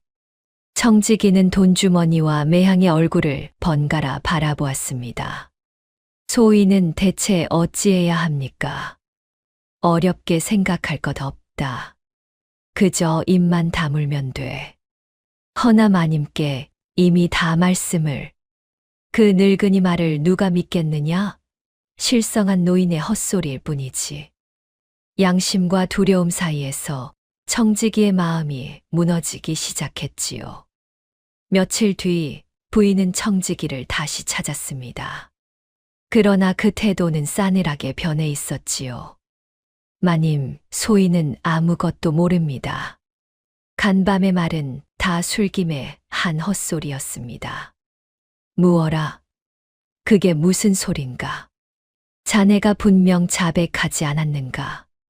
소인은 그런 말 한 적 없습니다. 자네, 어찌 이러는가? 분명 양심을 되찾지 않았는가? 다시 그런 말로 소인을 엮으시면 가만히 있지 않겠습니다. 청지기는 매정하게 돌아섰습니다. 어렵게 잡은 증인이 하루아침에 등을 돌린 것이지요. 이럴 수가 저들이 또 손을 썼구나. 가족을 들먹이며 협박했을 테지. 부인은 비로소 깨달았습니다. 매향이 청지기를 회유했다는 것을요. 가까스로 잡은 한 줄기 빛이 다시 어둠 속으로 사라지는 순간이었습니다. 부인은 깊은 한숨을 내쉬었습니다. 그러나 여기서 주저앉을 수는 없었지요. 증인 하나가 등을 돌렸다고 끝이 아니다. 부인은 이를 악물었지요. 곱단이가 있다. 그 아이의 증언이라면 저들도 어쩌지 못하리라. 곱단아, 이제 너밖에 없구나. 부디 그날의 일을 증언해 다오. 부인은 멀리 있는 곱단이에게 마지막 희망을 걸기로 했습니다. 그날의 일을 곱단이만큼 아는 이는 없었으니까요. 부인은 은밀히 기별을 넣었지요. 그러나 부인은 알지 못했습니다. 이 작은 움직임이 도리어 더 큰 시련을 부르리라는 것을. 매향과 채만식의 반격이 코앞에 다가오고 있었습니다. 청지기가 등을 돌린 뒤 윤씨 부인에게 남은 것은 곱단이뿐이었습니다. 부인은 멀리 있는 곱단이에게 은밀히 기별을 넣었지요. 15년 전 그날의 일을 글로 적어 보내다오. 이제 진실을 밝힐 때가 되었구나. 전가를 받은 곱단이도 떨리는 마음으로 답을 보내왔습니다. 마님, 드디어 그날이 왔군요. 이 늙은 것 무엇이든 하겠습니다. 곱단이는 부인의 뜻을 받들었지요. 그날 밤의 일을 소상히 적어 봉인한 증언서를 인편으로 보내왔습니다. 비록 청지기는 등을 돌렸지요. 허나 곱단이의 증언서만으로도 한 가닥 희망은 있었습니다. 부인은 마침내 문중 어른들을 찾아갔습니다. 어른들께 긴히 드릴 말씀이 있습니다. 15년 전 그 화재는 사고가 아니었습니다. 좌중이 술렁였지요. 부인은 또박또박 말을 이었습니다. 매향과 채만식이 공모하여 어린 적자를 없애려 불을 지른 것입니다. 무어라, 그게 정녕 사실이오? 여기 그날의 일을 아는 이가 적은 증언서가 있습니다. 또한 그날 불을 지른 자가 누구인지도 알고 있습니다. 세상에 이런 일이 그게 정말이라면 큰일이 아니오. 문중 어른들의 얼굴이 굳었습니다. 한 노인이 떨리는 목소리로 물었지요. 그게 사실이오? 증거가 있단 말이오? 예. 곳간지기로 있는 청지기가 바로 그날 불을 지른 자입니다. 그 자를 불러 물어보십시오. 바로 그때였습니다. 일이 엉뚱하게 흘러가기 시작한 것은요. 소식을 들은 매향과 채만식이 이미 손을 써 두었던 것입니다. 그들은 결코 호락호락한 자들이 아니었지요. 부인이 움직이는 낌새를 진작 눈치채고 먼저 선수를 친 것입니다. 채만식이 문중 어른들 앞에 나서며 호통쳤습니다. 여러분, 저 늙은이의 말을 믿지 마시오. 자식, 잃고 실성한 사람이 이제 헛것까지 보는 모양이오. 어른, 어찌 그리 말씀하십니까? 저는 멀쩡합니다. 멀쩡하다고 죽은 이를 살았다 우기고 애먼 사람을 살인자로 모는 게 제정신이오? 그렇습니다. 멀쩡한 사람을 모함하다니 이게 다 재산을 빼앗긴 분풀이가 아니고 무엇이겠습니까? 청지기를 불러오시오. 그자에게 직접 물어봅시다. 옳소, 그자를 불러 대질시키면 될 일 아니오. 한 어른이 외쳤습니다. 부인의 가슴이 철렁했지요. 등을 돌린 청지기가 무슨 말을 할지 알 수 없었으니까요. 이윽고 청지기가 좌중 앞에 불려 나왔습니다. 부인은 마지막 희망을 걸고 그를 바라보았지요. 자네, 사실대로 말하게. 15년 전 그날 밤의 일을. 그러나 청지기는 부인의 눈을 피했습니다. 그러고는 뜻밖의 말을 내뱉었지요. 소인은 아무것도 모릅니다. 다만 한 가지는 압니다. 저 별채 마님께서 며칠 전 소인을 찾아와 거짓 증언을 해달라 돈을 찔러 주셨다는 것을요. 좌중이 발칵 뒤집혔습니다. 부인은 두 눈을 부릅떴지요. 무어라. 그게 무슨 거짓말인가. 보십시오. 이 돈이 그 증거입니다. 자식 잃은 한을 풀려고 멀쩡한 작은 마님을 모함하려 든 것입니다. 청지기가 돈주머니를 내밀었지요. 매향에게 받은 것을 도리어 부인이 준 것이라 우긴 것입니다. 매향이 회유하며 쥐어준 바로 그 돈이었지요. 청지기는 완전히 저들 편으로 돌아선 것입니다. 세상에 저 늙은이가 그런 짓을 제 분풀이로 사람을 모함하다니. 문중 어른들이 술렁였습니다. 일이 걷잡을 수 없이 뒤집히기 시작했지요. 부인은 기가 막혔습니다. 어렵게 잡았던 증인이 도리어 자신을 찌르는 칼이 되어 돌아온 것입니다. 이럴 수가 자네가 어찌 이리. 매향이 때를 놓치지 않고 거짓 증인들을 더 들이댔습니다. 여기 이 사람들도 증인입니다. 그날 화재는 분명 실화였다고요.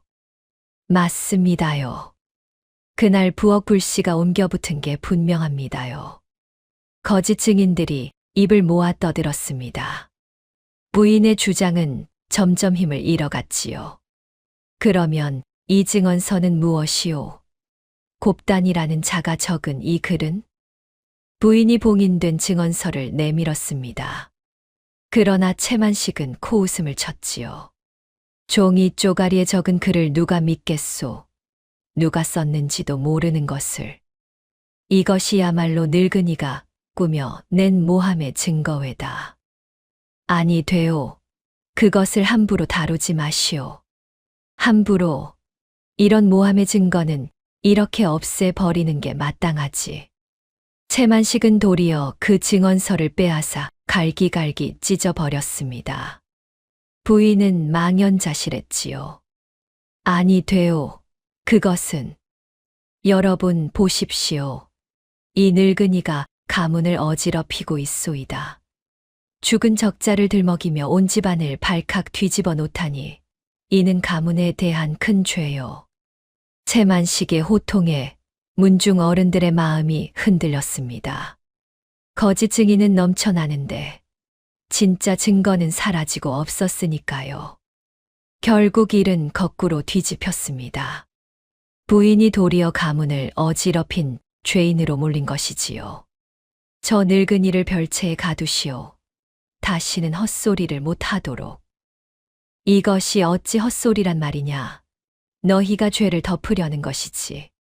시끄럽소. 끌어내라. 매향의 서슬에 하인들이 부인을 끌어냈습니다. 부인은 끌려가면서도 외쳤지요. 진실은 반드시 밝혀진다. 너희가 아무리 덮으려 해도. 누가 그 헛소리를 믿겠소. 어서 가두지 못할까. 그러나 부인의 외침은 허공에 흩어질 뿐이었습니다. 부인은 별채 골방에 갇히는 신세가 되고 말았지요. 문 밖에는 매향이 붙인 감시꾼까지 세워졌습니다. 그날 밤 부인은 갇힌 방에서 홀로 흐느꼈습니다. 이렇게 무너지는 것인가 15년을 기다렸는데. 하지만 더 큰 비극이 기다리고 있었지요. 며칠 뒤 부인에게 청천벽력 같은 소식이 전해졌습니다. 삼돌이가 새파랗게 질린 얼굴로 달려왔습니다. 마님, 큰일 났습니다. 무슨 일인가? 어서 말해보게. 곱단 어멈이 그만 세상을 떴답니다. 부인의 온몸이 얼어붙었지요. 무어라. 그게 무슨 말이냐? 누군가 곱단 어멈의 집에 불을 질렀다 합니다. 그 안에서 그만. 불이라니 또 그 몹쓸 불길이란 말이냐? 예, 마님. 한밤중에 불이 나 손 쓸 새도 없었다 합니다. 이 무슨 끔찍한 일이란 말이냐? 부인은 그 자리에 주저앉고 말았지요. 매향과 채만식이 입을 막으려 기어이 곱단이 마저 해친 것입니다. 15년을 함께 비밀을 지켜온 둘도 없는 사람이었습니다. 곱다나, 이 무슨 날벼락이란 말이냐. 부인은 목 놓아 울었습니다. 가슴이 찢어지는 듯 했지요. 곱다니는 부인에게 유모이자 벗이요. 하나뿐인 동지였습니다. 그런 사람이 자신 때문에 목숨을 잃은 것이지요. 그런데 부인의 가슴을 더욱 무너뜨린 것은 따로 있었습니다. 마님한데 그 댁에 함께 살던 청년은 행방을 알 수 없다 합니다. 청년이라니, 곱다니가 거둔 아이가 있었더냐? 예, 그런 줄로 압니다만. 삼돌이의 말에 부인의 심장이 멎는 듯 했습니다. 곱다니와 함께 살던 청년이라니. 부인은 그 청년이 누구인지 알지 못했지요. 다만 곱다니가 거둬 키운 아이려니 짐작할 뿐이었습니다. 한편 그 청년은 어찌 되었을까요? 실은 곱다니가 화를 당하기 며칠 전이었지요. 두 사람 사이에 심상치 않은 일이 있었습니다. 그날 밤 곱다니는 청년을 앞에 앉혔지요. 그러고는 깨진 반쪽짜리 신표 하나를 건넸습니다. 현아, 이걸 잘 간직하거라. 내 핏줄의 증표다. 핏줄의 증표라니요? 할머니, 그게 무슨 말씀입니까? 언젠가 때가 되면 다 말해주마. 다만 이것 하나는 알아두거라. 너는 이 할미가 낳은 아이가 아니란다. 청년은 깜짝 놀랐습니다. 그러나 곱다니는 더 말하기를 꺼렸지요. 할머니, 그럼 제 진짜 부모는 누굽니까? 어서 말씀해 주십시오. 아직은 안 된다. 섣불리 움직이면 너도 나도 위험해진다. 조금만 기다리거라. 청년은 답답했지만 곱다니의 굳은 얼굴에 더는 캐묻지 못했습니다. 그러나 그날부터 청년은 제 출생에 대한 의문을 품기 시작했지요. 신표를 꺼내볼 때마다 가슴이 알 수 없이 뛰었습니다.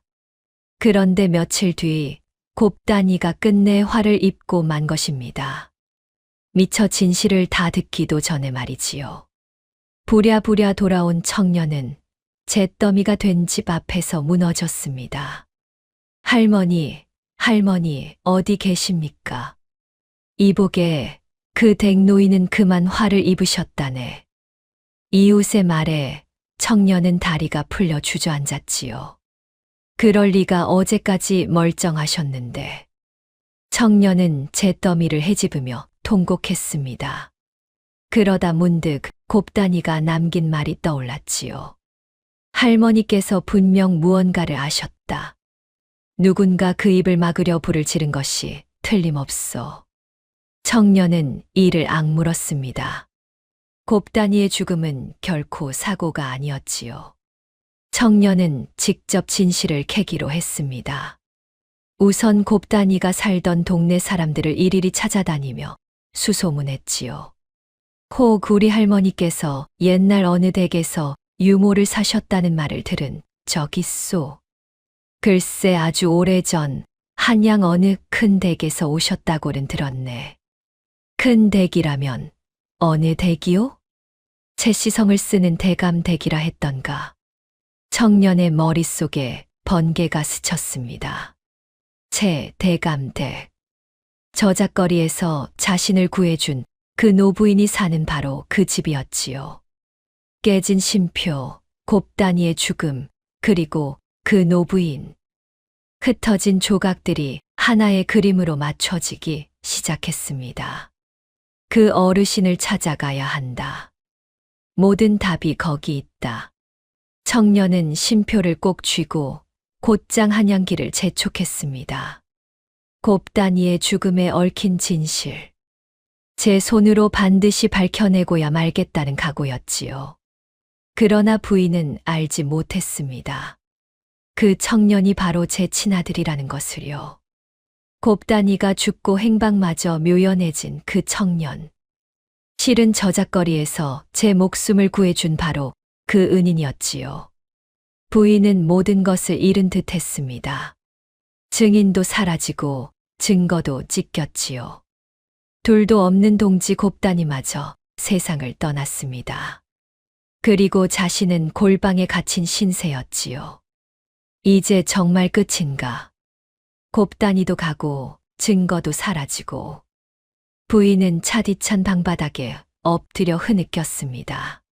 15년을 버텨온 힘이 한순간에 모두 무너져 내리는 듯 했지요. 창밖에는 차가운 겨울비가 추적추적 내렸습니다. 현아, 어미가 미안하다. 내 누명도 못 벗기고 일이 무너지는구나. 부인은 품속의 삼배의 조각을 꺼내 들었습니다. 죽은 줄 알았던 아들의 베네쩌고리에서 떼어낸 그 천이었지요. 부인은 그것을 끌어안고 밤새 울었습니다. 세상의 모든 빛이 꺼진 듯한 밤이었습니다. 한 줄기 희망도 보이지 않았지요. 15년의 인내가 이렇게 허무하게 끝나는 듯 했습니다. 그러나 가장 어두운 밤이 지나면 반드시 새벽이 오는 법이지요. 부인이 미처 알지 못한 곳에서 또 다른 힘이 움직이고 있었습니다. 바로 죽은 줄 알았던 그 아들이었지요. 갇힌 골방에서 윤씨 부인은 깊은 절망에 잠겼습니다. 증인도 증거도 사라졌고 둘도 없는 곱단이마저 세상을 떠났지요. 부인은 차디찬 방바닥에 엎드려 있었습니다. 내가 헛된 꿈을 꾼 것인가? 15년을 버틴 것이 다 부질없는 일이었나? 부인은 품속의 삼배의 조각을 꺼내 들었습니다. 그러자 문득 아주 오래전 한 노승이 건넸던 말이 떠올랐지요. 젊은 시절이었지요. 부인이 정자나무 아래에서 한 늙은 스님을 만났습니다. 그 스님은 부인의 손금을 보더니 이렇게 말했지요. 부인, 앞으로 큰 시련이 닥칠 것이요. 허나 명심하시오. 품을 수 없는 자식일수록 더 멀리서 더 오래 끌어안는 법이라오. 참고 기다리는 마음이야말로 가장 질긴 힘이라오. 그때는 그 말뜻을 알지 못했습니다. 그러나 이제야 가슴에 사무쳤지요. 부인은 눈물을 닦고 천천히 몸을 일으켰습니다. 그래. 여기서 무너지면 곱단이의 죽음도 헛되이 되고 만다. 내 아들의 누명도 영영 못 벗긴다. 부인의 눈빛이 다시 형형하게 살아났습니다. 끝까지 가보자. 한 번 더 마지막으로. 바로 그 무렵이었지요. 한양길을 달려온 한 청년이 채 대감댁 앞에 당도했습니다. 다름 아닌 곱단이 손에 자란 그 청년이었습니다. 청년의 품속에는 곱단이가 건넨 깨진 반쪽 쉼표가 들어 있었지요. 청년은 수소문 끝에 한 가지를 알게 되었지요. 그 댁 별채 노부인이 억울하게 갇혔다는 사실이었습니다. 그 부인이 15년 전 화재로 적자를 잃었다는 것도요. 15년 전 화재라 곱단 할머니가 돌아가신 것도 불, 적자가 사라진 것 또한 불이라니. 청년의 머릿속에서 무언가가 맞아 들어가기 시작했습니다. 곱단이가 건넨 깨진 쉼표, 그리고 자기 왼쪽 어깨의 화상 흉터. 어릴 적부터 있던 그 흉터였지요. 곱단이는 늘 그것을 쓰다듬으며 눈물 짓곤 했습니다. 설마 내가 그 적자란 말인가? 청년은 떨리는 손으로 쉼표를 쥐었습니다. 진실의 윤곽이 드러나는 듯 했지요. 그러나 확신할 수는 없었습니다. 우선 갇힌 그 노부인부터 구해야 했지요. 한낱 행상의 힘으로는 저 거대한 음모를 깨뜨릴 수 없었지요. 그러나 청년은 그동안 의술과 학문을 갈고 닦아 한고을 사또의 어려운 사건을 풀어준 일이 있었습니다. 그 인연으로 사또와 알고 지내던 터였지요. 청년은 그 사또를 직접 찾아가 무릎을 꿇었습니다. 사또 날이 채 대감댁에 큰 음모가 숨어 있습니다. 부디 진상을 밝혀 주십시오. 내가 그동안 보인 의기를 내믿는다. 함께 가보자. 사또는 청년을 믿었기에 직접 제 대감댁으로 향했지요. 문중 어른들도 다시 불러 모았습니다. 골방에 갇혀있던 윤씨 부인도 사또의 명으로 끌려 나왔지요. 관아의 추궁이 시작되자 매향과 채만식은 또다시 발악했습니다. 사또 나리, 이는 다 저 늙은이가 꾸민 모함입니다. 증거가 어디 있단 말이오. 죽은 적자가 살아 돌아오기라도 했소. 채만식이 뻔뻔하게 큰 소리쳤지요. 매향은 한술 더 떠 청지기를 증인으로 불러 세웠습니다. 여기 곧간지기가 증인입니다. 저 늙은이가 거짓 증언을 사주했다고요. 청지기가 좌중 앞으로 끌려 나왔습니다. 이미 한 번 등을 돌린 자였으니 부인은 가슴이 철렁했지요. 네, 그렇습니다. 별채 마님께서 소인에게 돈을 주며 작은 마님을 모함할 거짓 증언을 시켰습니다. 청지기가 또다시 부인을 찔렀습니다. 사또의 얼굴이 굳어졌지요. 정녕 그러한가? 그렇다면 저 부인의 말은 모두 모함이란 말인가? 일이 또다시 거꾸로 뒤집히는 순간이었습니다. 그때 청년이 앞으로 나섰지요. 사또 나리, 잠시만 기다려 주십시오. 한 가지 여쭐 것이 있습니다. 청년은 품에서 깨진 반쪽 신표를 꺼내 들었습니다. 이것은 저를 키운 곱단 할머니가 제 핏줄의 증표라며 건네신 것입니다. 그 할머니는 며칠 전 입을 막으려는 누군가의 손에 불타 돌아가셨지요. 그 말에 매향이 발끈하며 소리쳤습니다. 저자야말로 가짜요. 어디서 굴러온 행상놈이 신표를 훔쳐와 죽은 적자 행세를 하려는 수작입니다. 사또 나리, 속지 마십시오. 청년을 사칭범으로 몰아붙이는 역공이었지요. 사또가 다시 흔들렸습니다. 행상이 어찌 그런 신표를 가졌단 말이냐. 듣고 보니 의심스럽구나. 청년은 물러서지 않았습니다. 그 신표를 높이 들어 보였지요. 훔친 것이라면 어찌 반쪽만 가졌겠습니까? 나머지 반쪽이 어디 있는지 보십시오. 그 신표를 본 윤씨 부인이 떨리는 목소리로 외쳤습니다. 그것은. 부인은 황급히 제품을 뒤졌습니다. 그러고는 또 다른 반쪽 신표를 꺼냈지요. 15년 전 적자가 태어나던 날 둘로 쪼갠 가문의 신표였습니다. 한 조각은 어린 채연에게 채워보냈지요. 나머지는 부인이 15년을 품어온 것이었습니다. 이 반쪽을 내가 가진 반쪽과 맞춰 보아라. 부인이 두 반쪽을 맞대자 신표가 하나로 딱 들어맞았지요. 맞다 틀림없는 우리 가문의 신표다. 세상에 두 쪽이 한치 어긋남 없이 들어맞는구려. 지켜보던 어른들이 탄성을 질렀습니다. 15년을 떨어져 있던 두 조각이 한자리에서 만난 것이지요. 도둑질로는 만들 수 없는 광경이었습니다. 바로 그 순간이었습니다. 끌려 나와 있던 청지기의 얼굴이 새파랗게 질리기 시작했지요. 그자는 두 반쪽 신표를 보며 부들부들 떨었습니다.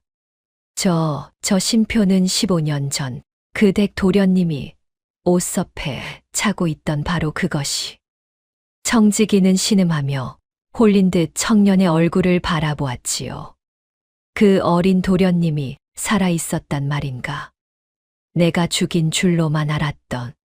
청지기의 두 눈에서 눈물이 쏟아졌습니다. 15년 묵은 죄책감이 마침내 둑을 무너뜨린 것이지요. 매향의 협박도 돈도 더는 그 양심을 가둘 수 없었습니다. 소인은 더 못하겠습니다. 거짓을 고했습니다. 청지기가 좌중 앞에 털썩 무릎을 꿇었습니다. 15년 전 소인이 작은 마님과 채만식 어른의 사주를 받아 별당에 불을 질렀습니다. 곱단 어멈을 불태워 죽인 것도 저들의 짓입니다. 소인은 그 입을 막으라는 협박에 못 이겨 거짓 증언을 했을 뿐입니다. 좌중이 또 한 번 발칵 뒤집혔지요. 매향의 얼굴이 흑빛이 되었습니다. 저 저자가 내 이놈 입 닥치지 못할까. 이제 다 끝났습니다. 작은 마님. 소인은 더 이상 죄를 짓고 살 수 없습니다. 믿었던 측은마저 등을 돌리자 매향은 사색이 되었습니다. 그러나 채만식은 끝까지 발버둥 쳤지요. 신표가 맞은들 무슨 소용이요. 저 흉터 없는 행상이 어찌 그 댁 적자란 말이오. 그러자 부인이 다가가 떨리는 손으로 청년의 왼쪽 어깨를 가리켰지요. 이복에 자네 왼쪽 어깨에 혹 화상 자국이 있는가. 청년이 흠칫 놀랐습니다. 어찌 그것을 아십니까? 부디 그 어깨를 보여 다오. 청년이 옷깃을 풀어 어깨를 드러냈습니다. 그곳에는 오래된 화상 흉터가 또렷이 남아 있었지요. 부인은 그 흉터를 보는 순간 온몸이 떨려왔습니다. 이 자리다. 15년 전 불길 속에서 내가 너를 안고 나올 때 화로가 엎어지며 내 어깨에 불티가 튀었지. 바로 이 자리였어. 부인은 눈물을 쏟으며 품속의 삼배 조각을 꺼내 내밀었지요. 이 천을 보아라. 내 베네쩌고리에서 떼어낸 것이다. 이것은 제가 저작거리에서 어르신께 돌려드린. 그래. 이 꽃 자수는 이 어미가 너를 가졌을 때 한 땀 한 땀 수놓은 것이야. 청년은 그 삼배 조각을 받아들었습니다. 저작거리에서 제가 주워 건넸던 바로 그 천이었지요. 청년의 손이 부들부들 떨렸습니다. 그러면 어르신이 제 어머니란 말입니까? 그래, 내가 내 아들이다. 죽은 줄로만 알았던 내 아들 현이다. 순간 청년은 모든 것을 깨달았습니다. 저작거리에서 자신을 구해준 그 은인, 별채의 땔감을 챙겨드린 그 노부인, 바로 죽은 줄 알았던 친어머니였지요. 어머니, 정녕 어머니란 말입니까? 청년은 부인 앞에 무너지듯 엎드렸습니다. 15년을 그리던 어머니가 눈앞에 살아 계셨던 것이지요. 소자가 어머니를 알아보지 못했습니다. 그 험한 꼴을 당하시는 걸 보고도 아니다. 일이 살아 장성해 주었으니 그것만으로 어미는 족하다. 한데 어머니, 제가 어릴 적 누군가 다달이 글공부 값을 보내주었습니다. 곱단 할머니는 그저 고마운 분이 보내신 거라고만. 그것이 이 어미였단다. 폐물을 팔고 끼니를 줄여서라도 내 글공부만은 시키고 싶었구나. 청년은 그 말에 다시 한번 무너졌습니다. 굶어가며 길러낸 어머니의 마음을 이제야 안 것이지요. 어머니, 그동안 얼마나 고초가 크셨습니까? 이제 다시는 곁을 떠나지 않겠습니다. 내가 살아있다는 것만으로 이 어미는 15년을 버텼단다. 모자는 부둥켜 안고 울었습니다. 15년 세월이 그 눈물 속에 녹아내렸지요. 지켜보던 이들도 눈시울을 붉혔습니다. 신표가 맞고 흉터가 드러나고 삼배 자수까지 일치했지요. 새 증거가 들어맞으니 더는 의심할 여지가 없었습니다. 죽은 줄 알았던 적자가 살아 돌아온 것입니다. 이래도 발뺌을 하겠는가. 사또의 호통에 채만식이 털썩 주저앉았지요. 이럴 수가. 그 아이가 살아 있었다니. 이제 모든 진실이 드러났습니다. 매향과 채만식은 빠져나갈 구멍이 없었지요. 매향과 채만식은 적장자를 죽이려 하고 무고한 이를 불태워 죽였다. 그 죄가 하늘에 닿았다. 사또가 추상같이 호령했습니다. 저 두 사람을 당장 포박하여 관하로 압송하라. 포졸들이 두 사람을 끌어냈습니다. 매향은 그제야 사색이 되어 발버둥 쳤지요. 아, 안 돼. 이럴 수는 없어. 다 내 것이 될 줄 알았는데. 이 천벌을 받을 것들 끌고 가라. 매향과 채만식은 오랏줄에 묶여 끌려갔습니다. 15년 전 어린 생명을 해치려 한 죄. 마침내 단죄받는 순간이었지요. 다만 어린 채봉에게는 죄를 묻지 않았습니다. 어미의 욕심에 떠밀렸을 뿐, 제 손으로 지은 죄는 없었으니까요. 채현은 그 이복 동생을 가엾이 여겨 멀리 외가로 보내 거두게 했지요. 저 아이에게는 죄가 없습니다. 부디 사람 구실하며 살도록 해 주십시오. 채현의 그 말에 사람들은 그 너른 마음에 또 한 번 고개를 끄덕였지요. 세월이 흘러 모든 것이 제자리를 찾았습니다. 죽은 줄 알았던 적자 채현은 가문의 떳떳한 주인으로 복권되었지요. 갈고 닦은 학문과 의술, 백성을 구한 공으로 벼슬길에도 올랐습니다. 조정에서는 부인의 지혜와 절개를 높이 기렸지요. 15년간 핏줄을 지켜 낸 공으로 정경 부인의 봉작을 내렸습니다. 봉작을 받던 날, 윤씨 부인은 새 가마를 탔습니다. 화려한 가마가 소슬대문을 들어섰지요. 한때 골방에서 종만도 못한 신세였던 부인. 이제 만인의 존경을 받는 정경 부인이 되어 돌아온 것입니다. 가마가 마당을 천천히 지나갔습니다. 일찍이 매향이 부인을 주저앉히고 비웃던 자리였지요. 늙은 게 뭘 믿고 버텨 하던 바로 그 자리였습니다.